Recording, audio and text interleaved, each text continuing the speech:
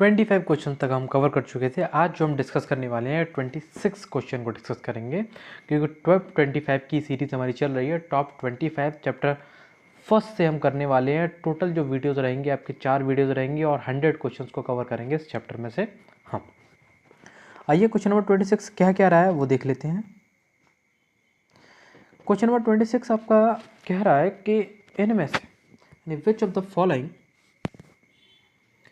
Following is not the property of crystalline solid. इनमें से बताना है कि किसकी कौन सी आपकी क्रिस्टलाइन सॉलिड की प्रॉपर्टी नहीं है। तो हम जानते हैं क्रिस्टलाइन सॉलिड की प्रॉपर्टी कौन कौन सी हैं। शार्प मेल्टिंग पॉइंट है, a definite and regular geometry है, स्ट्रॉन्ग इंटरमोलिकुलर फोर्सेस है, लेकिन क्या नहीं है वो आइसोट्रॉपी आपकी नहीं है, क्योंकि जितने भी क्रिस्टलाइन सॉलिड होते हैं कैसे होते हैं, एन आइसोट्रॉपी होते हैं। क्वेश्चन नंबर 27 दे रखा इन सीसीपी अरेंजमेंट।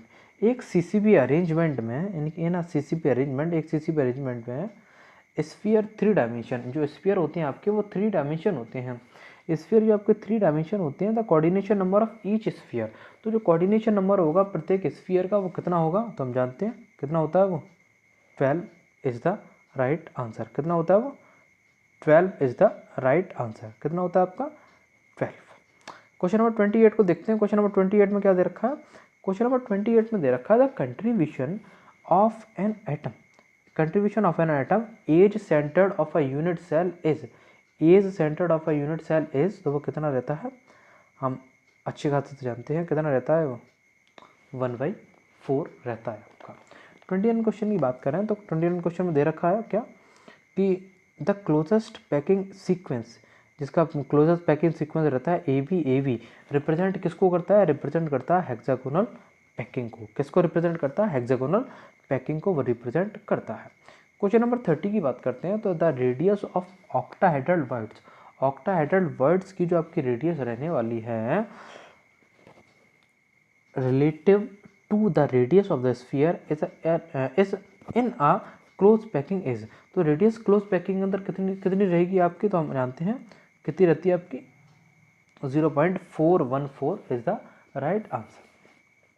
क्वेश्चन नंबर 31 की बात करें तो क्वेश्चन नंबर 31 में क्या दे रखा कि फॉर टेट्राहेड्रल अरेंजमेंट के लिए the radius of ratio r positive upon r negative वो कितना रहता है, तो वो रहता है आपका 0.225 से लेकर 0.414 तक आपका। ठीक, क्वेश्चन नंबर नेक्स्ट की बात करते हैं 32 की कि which one of the following is a covalent solid. इनमें से कौन सा कोवलेंट सॉलिड है, तो आंसर है आपका diamond is a covalent solid. Question number 33 की बात करें तो क्वेश्चन नंबर 33 क्या कहता है, क्वेश्चन नंबर 33 कहता है आपका कि which of the following solid is very soft in nature. इनमें से कौन सा वेरी सॉफ्ट इन नेचर में पाया जाता है, तो आंसर रहेगा आपका कोवलेंट सॉलिड, जो कि एक वेरी सॉफ्ट नेचर में पाया जाता है। क्वेश्चन नंबर 33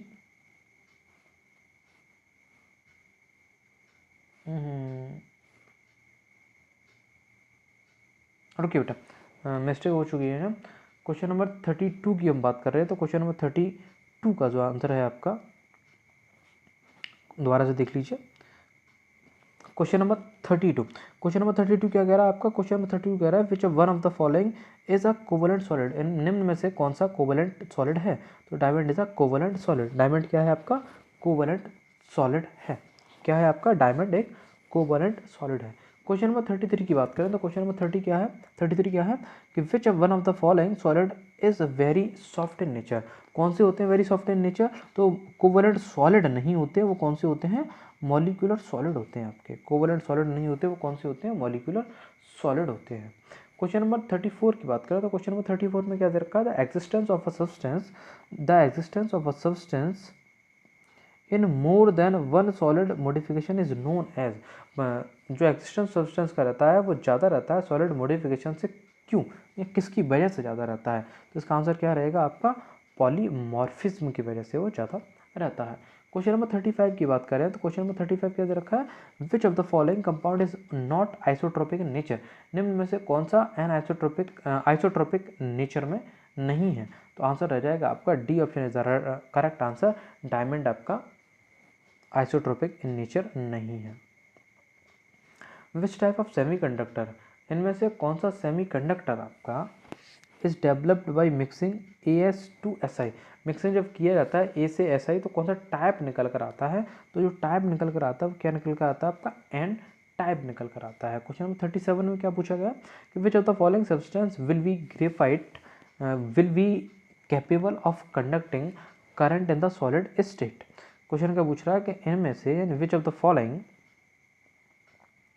सब्सटेंस, निम्न में से कौन सा सब्सटेंस विल बी कैपेबल है conducting current in the solid state, conducting in a solid state. तो आंसर क्या हो जाएगा इसका, ग्रेफाइट जो होता है आपका वो करंट को कंडक्ट करता है सॉलिड स्टेट में। क्वेश्चन नंबर 38 क्या कह रहा है कि विच टाइप ऑफ फोर्स, कौन से टाइप का जो फोर्स होता है वो आयोडीन मॉलिक्यूल को क्रिस्टल की फॉर्म में बांधे रखता है, तो वो रहता है आपका लंदन फोर्सेस। क्या रहता है आपका, लंदन फोर्सेस। क्वेश्चन नंबर 39, कितनी ब्रेविस लैटिस होती हैं, तो हम आसानी से जानते हैं कि ब्रेविस लैटिस कितनी होती है आपकी 14 ब्रेविस लैटिस होती हैं। कितनी ब्रेविस लैटिस होती हैं 14। कि when NaCl crystal is doped with MgCl2, जो NaCl क्रिस्टल होता है वो डोप्ड रहता है MgCl के साथ, तो उसका नेचर जो होता है वो डिपेंड किस पर डिपेंड करता है और क्या प्रोड्यूस करता है, तो उसका नेचर जो डिपेंड रहता है डिफेक्ट जो प्रोड्यूस रहता है वो कैसा रहता है, इम्प्योरिटी डिफेक्ट आपका प्रोड्यूस करता है। 41 की बात करते हैं, तो 41 क्या है, 41 विच ऑफ द फॉलोइंग, 41 क्या कह रहा है कि which of the following is a pseudo solid, इनमें से कौन सा सूडो सॉलिड है आपका, तो आंसर हो जाएगा ग्लास आपका कैसा है, सूडो सॉलिड है। क्वेश्चन नंबर 42 की बात करते हैं, तो the number of NaCl molecule in the unit cell of the crystal is, जो नंबर ऑफ NaCl मॉलिक्यूल हैं वो यूनिट सेल में क्रिस्टल की फॉर्म की तरह काम करेंगे, तो वो कौन सा रहता है आपका 42 की बात करें तो 4 number of molecules NaCl molecules आपके रहते हैं।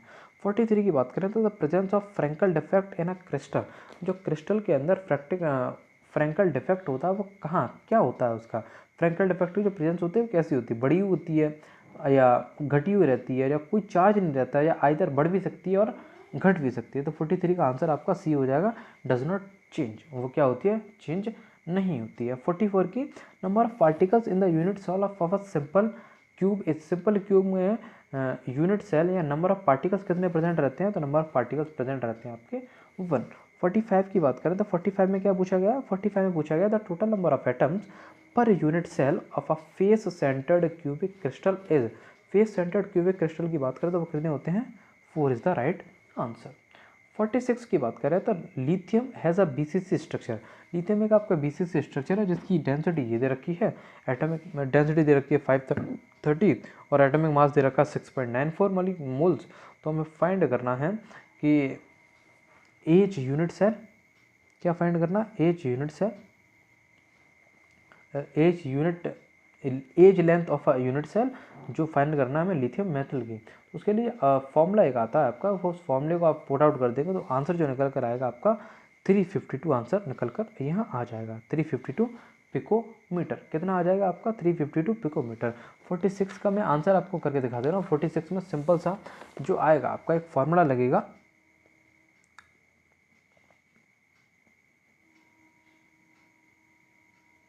वो फॉर्मूला क्या रहेगा, फॉर्मूला सिंपल सा रहेगा आपका rho equal to capital Z into M upon N A into a cube. इस फॉर्मूले से इसे निकाल लेंगे और आंसर निकल जाएगा आपका 352 पिकोमीटर। क्या निकल जाएगा, 352 picometre is the right answer. 47 की बात करते हैं, तो 47 में क्या पूछा गया, 47 में पूछा गया अगर आयन की रेडियस आपकी ए पॉजिटिव दे रखी है और बी नेगेटिव आयन्स दे रखी है, इसकी वैल्यू दे रखी है आपको 0.98 into 10⁻⁻10 metre and 1.81 into 10⁻⁻10 metre. Coordination number हमें फाइंड करना है, प्रत्येक आयन का वो कितना निकल कर आएगा, प्रत्येक नंबर का जो आयन निकल कर आएगा वो निकल कर आएगा आपका 6। Question number 48 the correct statement regarding defects in the crystal solid is, इनमें से कौन सा करेक्ट स्टेटमेंट है जो क्रिस्टलन सॉलिड को क्लैरिफाई करेगा। क्वेश्चन नंबर 48 के आंसर की बात करते हैं, 48 का आंसर जो होगा आपका B is the right answer, Frenkel defect is a dislocation defect.